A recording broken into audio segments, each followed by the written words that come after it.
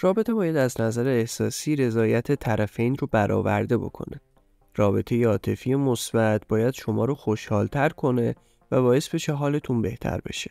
با این حال اگر رابطه‌ای باعث ناراحتی شما شد، ممکنه شما درگیر یه رابطه سمی شده باشید. توی این ویدیو 5 تا نشونه مهم رابطه سمی رو بهتون میگیم. 1. عدم اعتماد. یکی از علائم هشدار دهنده رابطه سمی عدم اعتماده.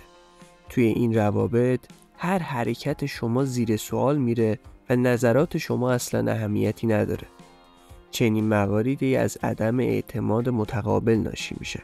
وقتی شریک زندگی شما به شما اعتماد نداره، توی تمام مسائل زندگی شما دخالت میکنه و این دخالت‌های زیاد ممکنه شما رو خسته کنه. اعتماد پایه و اساس هر رابطه سالمیه و اگه اعتماد توی رابطه شما وجود نداشته باشه، شما وارد یک رابطه سمی شدی. شماره 2. بی احترامی کردن. احترام گذاشتن به همدیگه علامت یک رابطه سالمه. با این حال توی روابط سمی متوجه میشید که همسرتون از شما بی دلیل انتقاد میکنه یا به شما توهین میکنه.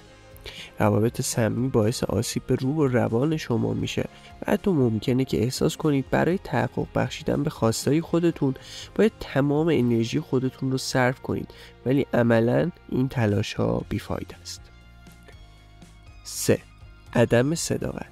توی یه رابطه سالم باید بتونید تمام مسائل شخصیتون رو با یکدیگر به اشتراک بذارید.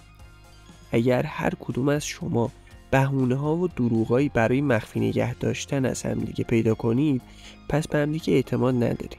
این وضعیت نشون دهنده رابطه سمیه. 4. غم و اندوه همیشگی.